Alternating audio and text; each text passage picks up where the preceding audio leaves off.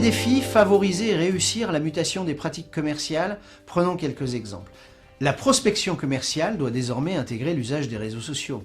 Les acheteurs en B2B seront 5 fois plus enclins, selon l'étude de LinkedIn, à échanger avec un vendeur s'ils l'ont identifié online comme un spécialiste ou qu'il a été recommandé comme tel. L'étude de Sales Benchmark Index a à peu près le même chiffre, 4,2 fois plus de chances d'avoir un rendez-vous si le vendeur est connecté personnellement au prospect. Mais surtout le social selling qui au passage porte mal son nom en B2B car il ne s'agit pas de vente. Le social selling va permettre d'améliorer les taux de transformation en vente par 3 à 15. Je dis bien par 3 à 15. J'explique. La maturité d'un prospect entre le stade « j'ai besoin de rien » et « je suis en recherche d'un fournisseur » qu'on appelle le mode achat, va passer par plusieurs phases de maturation. Il y a très longtemps, la première chose que faisait un prospect quand l'idée avait germé dans son esprit, c'était de rencontrer un vendeur pour avoir de l'information. Aujourd'hui, le vendeur n'est en rien le passage obligé pour avoir de l'information. Aujourd'hui, le prospect va sur Internet. Et c'est là que les réseaux sociaux rentrent en jeu. Il consiste pour le commercial à identifier les prospects en fonction de leur niveau de maturité. Ça s'appelle le profiling. Il peut alors faire évoluer le niveau de maturité en nourrissant la réflexion au stade de maturité identifié. Ça s'appelle le nurturing. Et il va ensuite concentrer ses actions de prospection uniquement sur une communauté très réduite de modes achats. Et une prospection concentrée sur la communauté des modes achats donne 3 à 15 fois plus de résultats que si elle cible tous les gens intéressants pour l'entreprise, même s'ils ne sont en rien intéressés par l'entreprise ou son offre. Autre point, l'automatisation du ciblage. Il s'agit de catégoriser les prospects en les scorant, c'est-à-dire en attribuant un nombre de points suivant le degré d'interaction avec le vendeur ou son entreprise. Plus 3 points pour le téléchargement d'un livre blanc, plus 2 points pour la lecture d'un article sur le blog de l'entreprise, etc.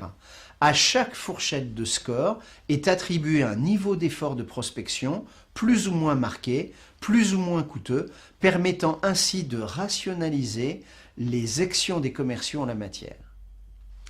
Autre point, la préparation du rendez-vous en B2B. Elle a juste été révolutionnée par Internet.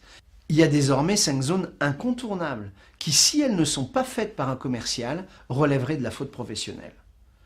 La première, c'est comprendre le marché, l'activité du prospect.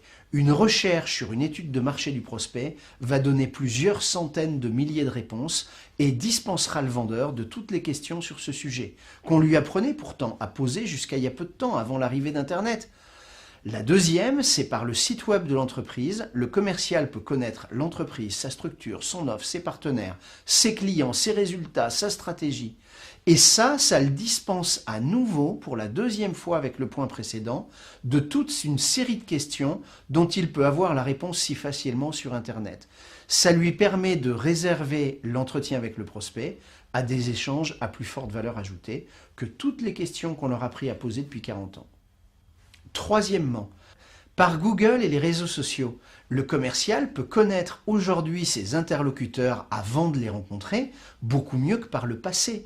Il peut connaître leurs loisirs, leur parcours de carrière, les entreprises dans lesquelles ils ont travaillé. Ça lui permet de faire des connexions à un niveau relationnel bien plus personnel et bien plus adapté que par le passé, en parlant des connaissances et des expériences communes par exemple. Quatrième zone de préparation, le vendeur doit savoir utiliser les opérateurs avancés de Google, comme l'opérateur Link, qui lui permet de connaître tout ce qui se dit par les autres entreprises du prospect visé. Ce sont par exemple les backlinks sur les sites qui communiquent les marchés remportés par le prospect, ou ses projets d'agrandissement ou de construction. Et pour la cinquième zone, je m'arrêterai à un deuxième opérateur de Google, mais en fait ils doivent en connaître 8, mais un deuxième opérateur de Google que les commerciaux doivent connaître impérativement. C'est le Related, qui permet d'identifier tous les concurrents du prospect visé sans plus avoir besoin de lui demander en rendez-vous qui ils sont, d'autant plus qu'en règle générale les clients répondent très mal à ces questions-là. On vient de voir que la technologie a considérablement bouleversé la phase de préparation des commerciaux. Mais s'il y a une autre phase qui a été bouleversée par la technologie, c'est bien celle de l'argumentation. L'argumentation doit être composée à la fois d'éléments rationnels, retour sur investissement, résultats, etc. Mais elle se base également sur l'émotion provoquée chez le client. L'émotion est même à la source de tout changement.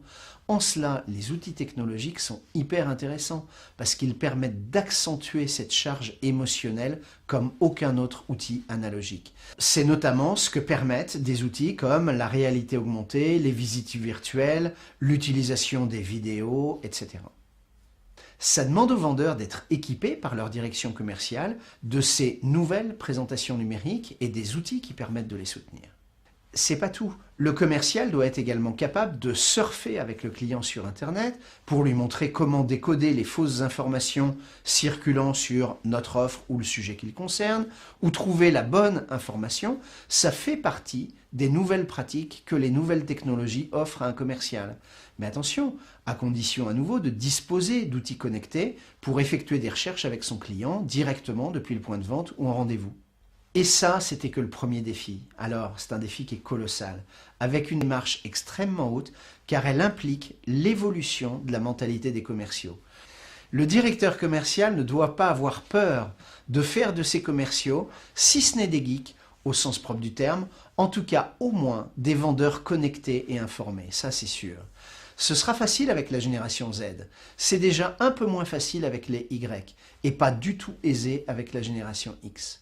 D'autant que le directeur commercial aujourd'hui est lui-même de génération X ou au mieux Y.